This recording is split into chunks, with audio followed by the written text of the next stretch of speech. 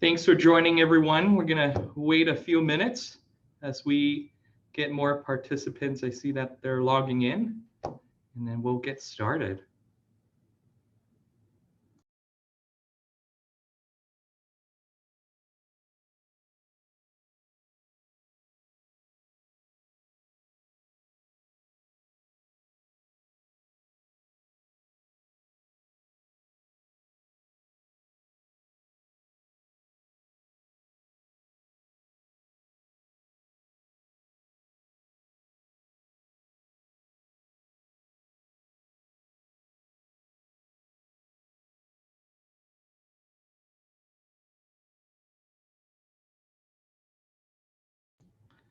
Well, welcome, everyone. I think our people that are logging in has kind of slowed down a little bit, so I'm going to get started. Welcome and thanks for joining us on this webinar about financial planning and analysis. Just a few housekeeping items. So for our presentation today, we will have some polling questions. So if you have any pop-up blockers, make sure you kind of turn those off for our presentation today so it can participate in the polling. We also have disabled the chat function, but there's a Q&A function that you can chat in any questions that you may have, and we'll try and get to those at the end of our presentation. And then if you have any questions after today's presentation, have more questions about any of the things we presented, we'll also have our contact information at the end of the presentation to talk through some of the items that we're presenting. The slides will be made available also after our presentation today. So we'll get the contact information from those that logged in, and we'll be sending those out as well. So you have at the end of this presentation today, a slide deck of what we presented. So again, we're excited today to talk about protect, project, and predict using financial planning and analysis. I am Andrew Wan. I'm a partner at Larson and Company. I've been with the firm for about 10 years, and I've been in public accounting for about 14 years. Working with various companies from Fortune 500 companies to small startups. I have a passion to help with small and medium-sized businesses. So if you're one of those, I would love to be able to help you. And that's kind of one of the reasons why we put on this presentation today, is to help those small and medium-sized businesses with making improvements and efficiencies. Fatty, you want to kind of introduce yourself a little bit as well? Yeah, absolutely. Thanks, Andrew. Hey, everyone. My name is Fatty Hawatma. I'm the founder and CEO of Clockwork. Clockwork was born out of my outsourced CFO consulting firm. Previously, held FP&A and strategy positions at Boeing for the majority of my career, oil and gas consulting, but small business is kind of near and dear to my heart. I grew up in a restaurant family. My dad owned several restaurants in the St. Louis, Missouri area. So super excited to share stories with you guys. I also, consider myself a recovering CFO. So I know all the pains and troubles that businesses go through. I've helped hundreds of companies. I've mentored hundreds of companies. And so, super excited to share our story, share as much value as we can today, and get to answer any burning questions that you guys have. Excellent. So to start off with today, we want to kind of explain why we kind of came up with this presentation. Really, as we have guided different businesses through the COVID season and the pandemic, who would have ever thought, right, that we'll be hit with COVID-19? According to CDC, it was one of the third leading causes of death in the USA in 2020. So definitely a lot of significant impact, not only to our businesses, but also our lives.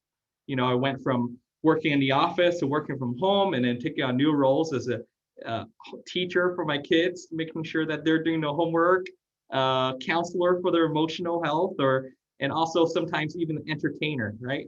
And so we were all impacted by COVID-19, and definitely left a mark, and also requires us to adapt and change that we do business. And so that's why we kind of need more of these financial planning and analysis. A couple more statistics for you. This is the impact of COVID to GDP. You can see that it was near, as of Q2 2020, it was near the level of 2008 and 2009, the housing market crash. So definitely something that impacted us a lot. Specifically with those restaurants and service industry where some of my clients were, they were definitely impacted by it. Unemployment rose significantly because of it. And thankfully, we had some of those PPP loans. Companies were able to use some of that to help us cash flow and supply payroll for job market. And so we were able to see some of that help in the industry and see that unemployment decrease. Now with the increase of expenditures, from government PPP and other provisions, it also created this higher deficit. U.S. federal deficit is averaged to be 5.1% projected from 2021 to 2030, compared to what it was, about 3% from 1970 to 2019. So definitely something that I know economists are really looking at and figuring out what the best way is. Same thing with the Federal Reserve. One thing that's really concerning is that our corporate bond debt outstanding for this is from CFMA, that kind of incorporates all of the federal bonds that are outstanding, corporate bonds that are outstanding. But you can see that we're at an all-time high. That means businesses are more leveraged. There are more loans that are given, and with record low interest rates, a lot of people are asking why not, right? Because leverage is less expensive than it was before. We're at 9.85 trillion, and as of Q1 of 2020, but now the updated as of Q4 of 2020, we're at 10.6 trillion. So you can see significant increases to that. So if all this figures, what does that mean, right? Well, one more figure here is that this is from a policyuncertainty.com. They posted a benchmark called Global Economy Policy Uncertainty Index. This index is based on their research on the number of news stories covering economy uncertainty, number of federal tax provisions that may soon be expiring in future years, and also disagreements among economic forecasters as a proxy of uncertainty. So using those three kind of benchmarks, they kind of come up with this uncertainty index. And you can see here that there's uncertainties all-time high. I know there's uncertainty in every industry that I'm kind of aware of. Maybe besides Amazon, it seems like they're doing pretty well with all the shipments that they're doing from COVID. But there's definitely uncertainty of what's going to happen. What are people's spending habits going to be like? What are business going to be facing in the next 5 years? And those could all really change. And it's really because of this type of climate that we're in, companies really need to adapt and forecast in order for them to make sure that they're prepared and they're not hit by surprises, or if there are surprises, they can weather the storm. Another interesting report is a company called Twilio. They send out a digital engagement report as a result of COVID. And what they have learned is that companies, because of COVID, has accelerated this digital age. Before, economists and forecasters were thinking that the digital age may take 6 to 7 years before companies are adopting to some of these things. But with COVID, a lot of restaurants had to turn to technology to do customer pickups, orders.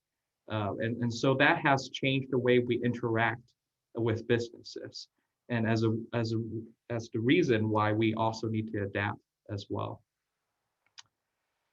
So let's talk about financial planning and analysis now that we kind of have the layout of what our climate is and why this is important.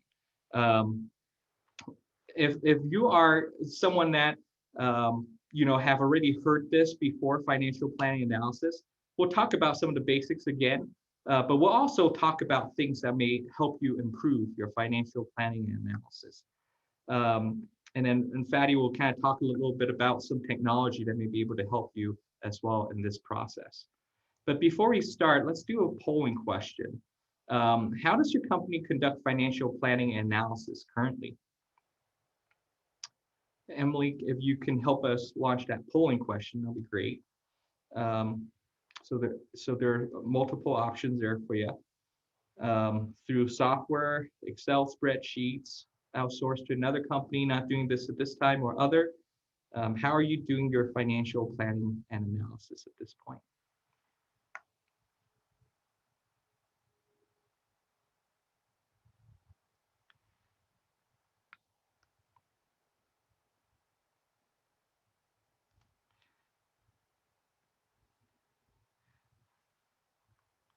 Let's see here. Are the results in, Emily? Okay. All right. That's great. So it looks like there's quite a bit of you that's doing it in Excel spreadsheets, which is great. I think it's great to be doing something and you know, making sure that you can do those forecasting. And it's also great to see that some of you are using a software. So that'll be interesting too. If you want to chat or do in the Q&A, maybe share with some of the software they're using. That'll be great for kind of everyone to see and know what sources that they're using. And then for those that are kind of outsourced to another company and not doing, you know, that's great that you have a company that's kind of helping you with that and not doing it this time. Hopefully we'll provide you some information about how to kind of start that process today. Great. Okay, so then thank you very much. So let's talk about, you know, how to create a basic, realistic financial planning and analysis. Really, you know, there's three main things that you want to kind of look at.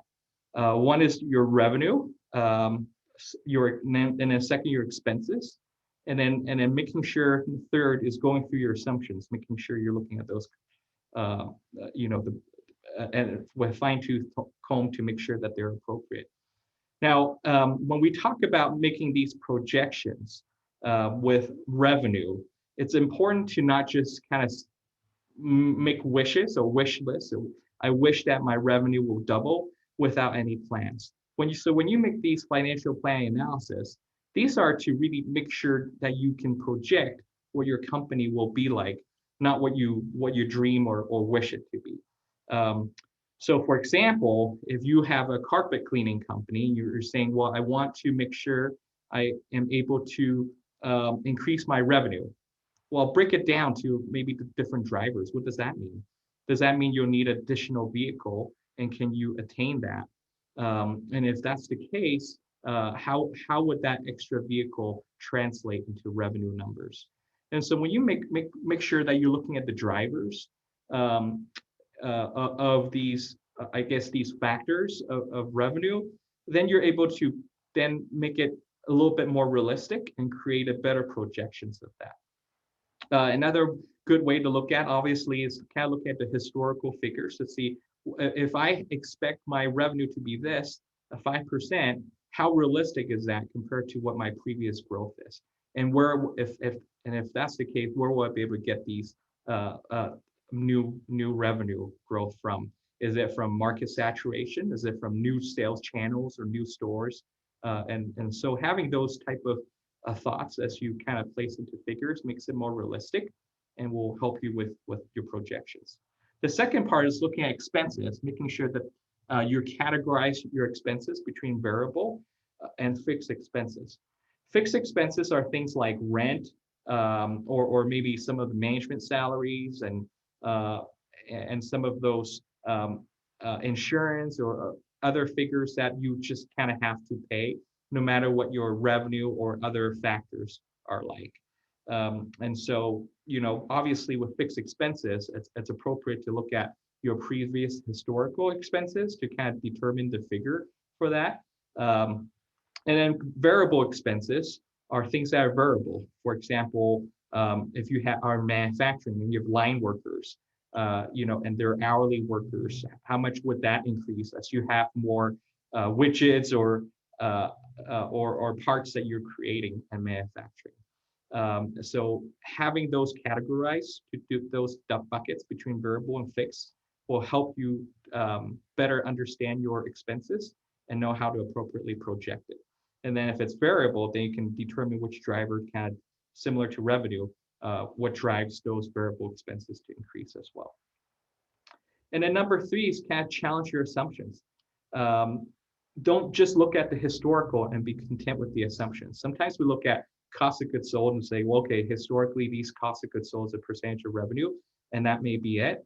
But with this new environment that we're in, there might be things that have changed. There might be some fixed expenses that you were allocating to your inventory before that may need to be reassessed. And so maybe challenge those assumptions, look at seasonality of those assumptions, and identify maybe incidents that may have created or trends that may have created that are different now than before. So these are kind of some basic ways to start off with your FP&A.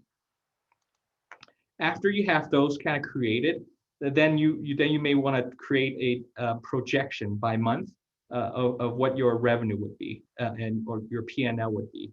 So in this example, we can see that in the income, they were looking at the last 3 months instead because of COVID. They think the last 3 months of revenue was a more appropriate trend to see where the company is going. So they're forecasting about 2% growth a month. And then you can see some of the variable expenses, cost of goods sold, is in this scenario is just a factor of the percentage of income from the last 3 months as well. And then their variable expenses and fixed expenses are determined at the bottom. And then using these factors, then they're able to kind of project out the P&L for the next however many months or years that they're looking at.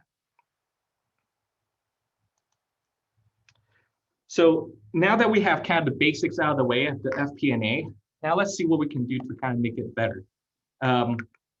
One of the things to look at, number one, is that it's important for us to create what-if scenarios. So, one thing that we've learned from COVID is that you kind of need to plan for the unexpected. Even though your company has had pretty strong growth in the past, things may change. So what kind of scenarios may you want to create? After you kind of look at your projections, you may want to create scenarios like, what is my break-even model? What is the bare minimum for us to be break-even on net income? What would it be like if we have flat revenue or decreasing revenue? And then create a model for that. Number 2 is kind of implement a rolling forecast. Oftentimes we think of FP&A as a yearly process where we maybe gather information from departments in November, create something for calendar year for next year, and then forecast it, and we stay on to that same forecast. Circumstances may change, so it's important for us to implement a rolling forecast, even for the different scenarios, to see how we're comparing to those different scenarios, and communicate frequently so that everyone's on board and understand what the action plans are to mitigate any unexpected circumstances. The third is kind of watch out for any hidden discretionary fixed expenses. In the past, in the previous slides, we talked about maybe categorizing the fixed and variable. Now, with fixed expenses, oftentimes we may just look at historical trends and say, hey, that's fixed expense is always the same. But maybe look at that a little bit. Does it make sense for us to have those fixed expenses? Some hidden fixed expenses may be in marketing or R&D or salaries or other areas like that that you can kind of look at and make decisions based on what you find. And number 4 is look at comparable industry data or benchmarks. There are resources out there, like Duns & Bradstreet has a great resource on First Research, which our firm kind of subscribes to, that provides financial ratios for different sizes of companies in the industry. And so if you're interested on getting a copy of that, just kind of email me and I'm happy to provide that report to you so that you can kind of understand how you compare. And by doing these, you'll be able to enhance your FP&A process and making sure you're really prepared for the future. So with that, I think another polling question here is what type of GL system do you use at this time for for your company.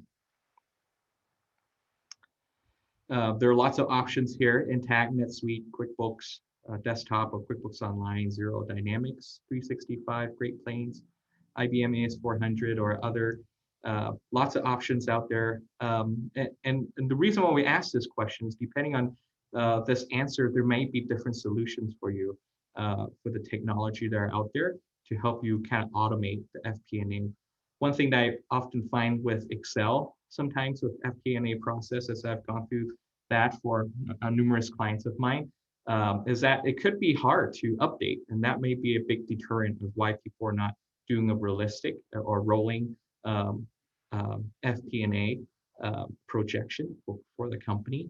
But it's important for us to kind of know that so that you know what options that you may have. Great. So from here, I can see that most people are using QuickBooks Online. Well, a significant portion of it, 30%. Some using QuickBooks Desktop and other. For those that are using other, if you wouldn't mind again chatting in the Q&A, we'd love to hear what you're using out there that we didn't capture here. Great. With that, Fatty, I'm gonna let you kind of talk through Clockwork a little bit. Yeah, awesome. Thank you, Andrew. So one of the things that I want to make sure that we kind of get across the board is FP&A sounds super intimidating, to be honest. You know, a lot of my clients, when I started my shop, my outsourced CFO firm, you know, and I went and told them, do you do FP&A? How do you do it? I can do it for you.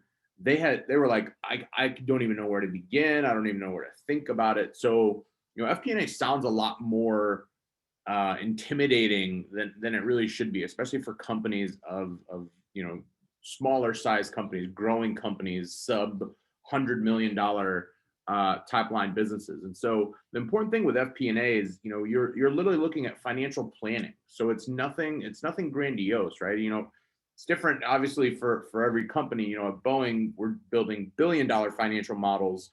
And then for my clients, you know, the growing companies, we were building, you know, obviously smaller, much more simplistic models. But the most important thing is to do stuff. So it was good that we saw on the voting that there are a good amount of people actually doing some sort of FP&A. And if not, there's no, you know, you can get started pretty simply. And so I will say that one of the biggest drivers behind Clockwork is to make it even less intimidating, remove as much of a barrier as possible for companies that don't even know where to start. And then for companies that are doing it, I mean, let's be honest, they know how much of a pain in the ass it is to do on a regular basis and grow your company and hire people and all that kind of stuff. So, you know, one of the biggest things, you know, the two pillars that we have around Clockwork are ease of use and accuracy. Because obviously, you know, when you are building these models in Excel, if you're not a finance person, it's going to be pretty difficult to really hone in a model that you can update, you can pivot on, you can make all these changes to, build your assumptions, then collaborate with your team on it. Because that's always a huge thing that not many people like doing. I mean, you know, I know it was a challenge for me to be able to share the stuff that I built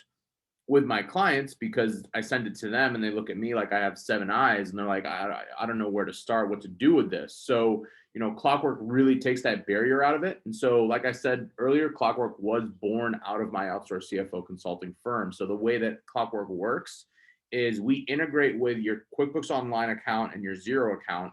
We do have a Sage Intacct integration coming towards the end of the year, probably towards the end of this year. And so what we do is literally takes 30 seconds to create your account. And when I say 30 seconds, I genuinely mean 30 seconds. And that's if you're going slow. You literally integrate, and our back end does everything. And so you automatically get a 5-year financial projection, a 52-week weekly cash flow forecast, full-blown dashboard, full-blown metrics dashboard, and the scenario writer. So as Andrew was mentioning, you know, you have to not only plan your baseline forecast, but you have to play all these what if scenarios, all the what if questions that kind of keep us all up at night of, you know, what if we hired this person? What if we fired this person? What if we raised money? What if we went into a new market, offered a new product, offered a new service, raised our prices, lowered our prices. I mean, all these different things that affect everyone's business. And so the most important thing is, you're securely getting connected to your accounting system, and then our back end will actually think and learn based on your transactional history automatically. So that is how your baseline forecast is being calculated.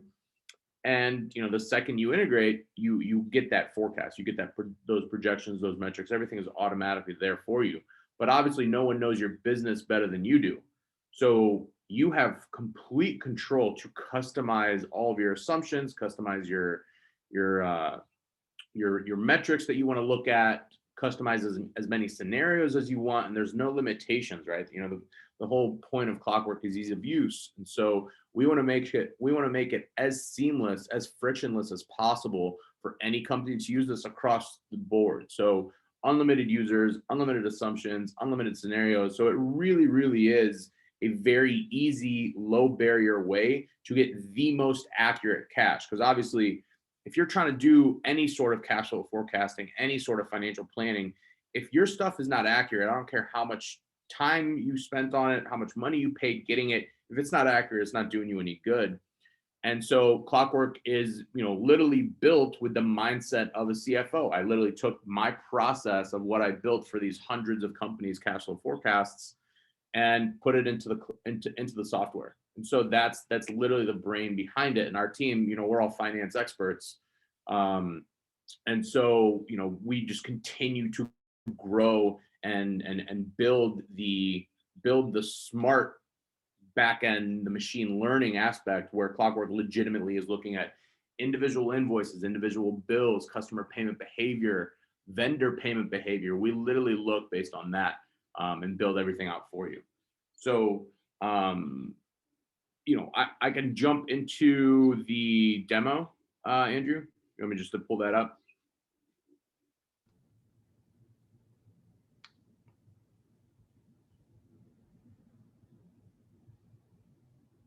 Let me share my screen. Okay. So so obviously our website, everyone, is clockwork.ai. And our tagline is literally FP&A made smart and simple. So, we'll walk through the demo, but I think there were 6 companies at least that answered to the poll that they use QuickBooks Online. Create an account. Literally, it's zero risk, zero anything. It literally takes several seconds, and that's really where the demo starts, to see how easy it is to get an instant, within a few minutes, a financial model, full 5 years and cash flow forecast. And so when you do log into Clockwork, so this will be your admin dashboard. So for the advisors, for CPA firms, like working with Larson, Larson has a list of their clients that have access to Clockwork on this login screen. So if you're managing for multiple companies, you're managing for multiple clients, whatever it may be, you'll only have one login. You don't have to mess around with any other kind of complex management system. You'll be able to select which one you want to go into. And then when you do log in, there's 5 major parts of Clockwork, right? We have our dashboard, our model, cash flow forecast, metrics dashboard, and then the scenario writer. And so super high level, obviously Clockwork is a very robust platform. With the customization, we try and make it as simple as possible on the front end, but the back end is obviously very complex. So I'm gonna run through kind of some of the more high level highlights that people absolutely love, that our users absolutely love on Clockwork, and then we can go through any questions. I want to make sure we save some good time for questions at the end. So like I said, when you log in, when you create your account, you get all this populated. So there's nothing you're seeing here that would not exist on a brand new account that you create. So you'll have your dashboard that houses your financial model. So this is your P&L, and it will automatically already have your forecast calculated based on historical trends, your transactional level data. So we pull in up to 3 years of financial data and plan everything out for you, for your business. And it's all custom built automatically. And so the forecast will be these dotted lines going forward. We're always going to be showing a rolling 12 months of actuals back here. So a super easy way to digest your numbers, to really find, any huge issues, right? You can very simply see if there's any major spikes, major valleys, any kind of major issues with your company. You can identify them pretty quickly. You can deselect or select any of the P&L headers here if you want to drill into certain aspects of your business and don't want to see them compared to everything else. You can literally do 3 years, 4 years, 5 years. You can do a full view of what your business looks like over the next 5 years. Down here is your cash flow. So this will show literally your cash flow on a weekly basis, cash in, cash out, actual versus forecast. So we're showing a rolling 13 weeks of actuals back here. And then here, literally the next 52 weeks, Clockwork will show you your weekly balances. And so the dotted line is going to be the bank balance forecast. And then the bars up and down here are your actual cash in, cash out on a weekly basis. And so this is kind of the high level simplification, the graphical representation of all the numbers behind it. One thing that I will point out is your Clockwork score. So we actually score your company's financial health based on performance, based on all kinds of different factors for your business itself. And so you get an A+, B+, or a C+ score, and we actually reward you. We pay you for doing well financially. So you'll get discounts on the product if you string 3-month streaks, 6-month streaks, 9-month streaks, 12-month streaks. You get additional rewards, prizes, all that kind of stuff for actually performing well. So it's kind of our way of gamifying small business finance. Jumping into the model. So this is really where the workhorse is, right? So all of these numbers, again, are your company's numbers, your company's accounts. All these things that you see here on the left side are all your accounts. So there's nothing that you're seeing on Clockwork right here that's templated. Even when you log in and you create your account, these are all going to be one for one of what your financial model, of what your chart of accounts in your accounting system are showing. So the second you're in, it's showing all your actuals back here. It'll show you all your accounts here. And then you get to come in and you do the forecasts yourself. So if you look at what Clockwork is calculating for you and you don't like what it says, or you don't think it's accurate, or you know that you're going to be landing a big deal or doing anything kind of custom for your company, you can literally create assumptions directly into the model. So you can add those assumptions, like Andrew was mentioning, those assumptions of percent growth, price times quantity, all these different things. You can build them across the board: revenue, cost of goods sold, and operating expenses, to plan for the future of your business. So you'll simply select the account, and then you get built into the assumption builder. So you get launched in, it tells you select your date range. And again, you can select this all the way out for 5 years out. You'll easily build your date range there. And here are some of the rules, some of the buckets that you can put your assumptions in. So if it's a one-time value for that entire period, if it's a retainer, or if it's a simple contract, whatever it may be, you can just simply type the number here and it'll build out the account, build out the revenue for these 13 months. It's going to be $1,000, and you can literally name it right here, super simply, just like you can in Excel. You will hit $1,000, hit apply. It'll build that assumption and recalculate your entire model based on that assumption. And as you see, it'll highlight it in green to show that that's a custom assumption that you built there. But if you want to get a little more fancy with your assumptions and a little more dynamic with them, you can do price times quantity rules. You can do percent growth rates. You can do monthly, quarterly, annual growth rates. You can do price times quantity, which is, I think, by far our most used assumption field, where you can do headcount planning here. You can, if you have different products, different tiers, different subscriptions, different whatever you want, you can literally build an unlimited number of price times quantity rules as well. So if you're selling 10 different things and you don't want 10 different accounts to show up under revenue, you can build them all out in your assumption builder. and name them all separately, add rule, and you can build as many of these as you want. Another thing is percentage of account. So it's super simple to tie accounts to each other here in Clockwork, where, commission, bonuses, cost of goods sold, if certain things are actually tied to other things like marketing spend is indicative of your revenue, you can tie your accounts together. And again, all of these accounts that you see, even on the drop downs, are one for one your accounts. They're all custom built here. They're not, it's all automatically custom built in here. There's nothing templated, that's going to show up there. Those are some of the assumptions that you can play around with. You can have rolled up forecasts, you can create groupings, you can add new rows here in the model, across the board, revenue, COGS, and OpEx. You can jump into the cash flow. So the cash flow is extremely simple to see. It's very, very cash in, cash out. That's what you see. When you blow it out, each row will show you your cash revenue, which is incorporating your projections from your financial model. And then we have invoices collected. And on the cash out side, we have bills paid. So we're literally pulling every individual bill and invoice out of your accounting system and planning that out for you. Then you have the control to come in and adjust any of those invoices, any of those bills. And the coolest thing here is Clockwork, like I said, is learning based on customer and vendor payment behavior, where if you know that, Daffy Duck is on net 30 in your accounting system, he's always on net 30, but he always pays you net 45. What good is a cash flow forecasting tool if it shows you net 30 and not start to learn that it's probably going to be net 45? So the longer you're on Clockwork will literally look at every single invoice, every single customer, and plan out their payment behavior and show you what's going to be most accurate for your company.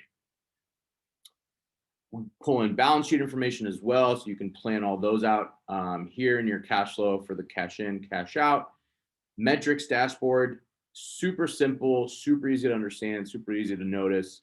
We have these hot button kind of shortcuts. You want to see this year, you want to see last year, past 12 months. I can't tell you how many of my clients used to just absolutely blow my phone up because they wanted to know very simple questions like, what did we make last year? Instead of having to fumble through your accounting system, trying to pull that report, trying to find out, you can literally just log into Clockwork, hit one of these hot buttons, and you see all your top KPIs right there for you. Then the scenario writer is, like I said, this is where you build as many custom scenarios, custom financial models. So if you want to say, you want to find out what raising your prices does, you can come in and now literally select every single one of your custom accounts, from revenue to cost of goods sold to operating expenses, everything all between. If you don't want to forecast out certain aspects of your P&L, you don't have to. So you can select in and build all of your assumptions as you see fit. And again, all these are your accounts. These are going to be 100% what you have in your accounting system. And Clockwork's updating every hour out of your accounting system. So all your accounts, all your actuals, your transactions, your invoices, your bills, your payments, everything is going to be updated every hour out of your accounting system. So everything's going to be super real time.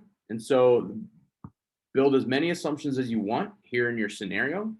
And then you'll go to a summary, and this summary will actually give you an overall kind of a high level, once it's done thinking, it'll give you a very high level overview of what your business is performing, of how your business is performing based on the baseline forecast and your scenario that you build out.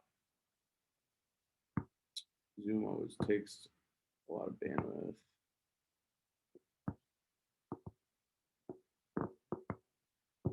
But the most important point is when the summary will show you'll hit finish, and this is by far the biggest value that you get out of it, is you'll actually get a completely new financial model with your scenario, with all the custom assumptions that you built. You'll literally get an actuals forecast and scenarios. You can see any variances, you can see any differences in the plans, the strategic decisions, anything you see fit. and you go back to the summary. You can adjust these to have yearly roll-ups, quarterly roll-ups, only yearly, however you want to see it. You can truncate all these accounts, have a truncated P&L with your actuals, your forecasts, and your scenario all on one picture.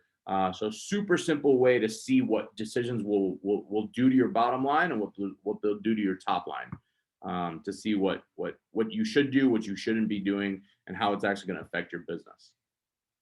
And obviously we can get into the settings and all that kind of fun stuff, but unlimited users, unlimited assumptions, unlimited scenarios, super simple to add users. We have 3 different permissions levels. There's admin, which obviously lets you do everything. There's employee access, which is, literally getting in there for your project managers, salespeople, business development, people that will actually be putting in assumptions, building in certain aspects, affecting the invoices and the bills, collection dates, payment dates, that kind of stuff.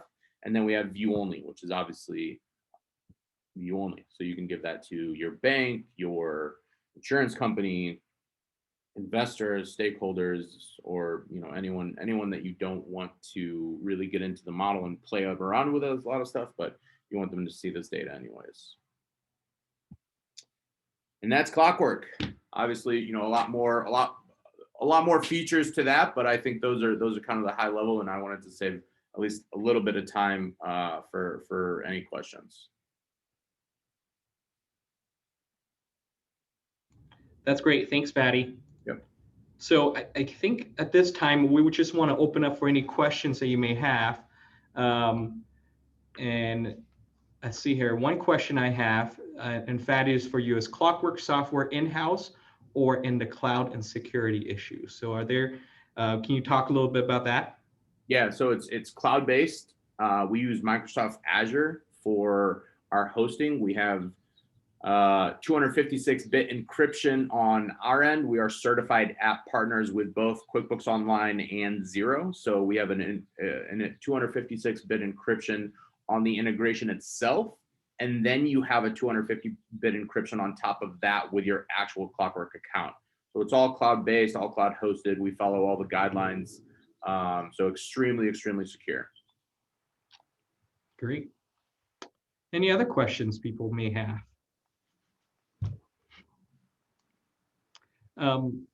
If you're interested in Clockwork, or if you're interested in,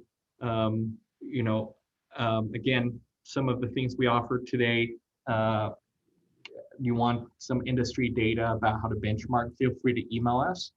Our contact information is shown here on this slide. And we also offer discounted pricing on Clockworks as our partnership with Clockwork. So if you have any questions, please do reach back out to us. I don't have any other questions. And so thank you very much for your attendance, and we'll be sending these slides out. Thanks. We'll see ya. Bye-bye.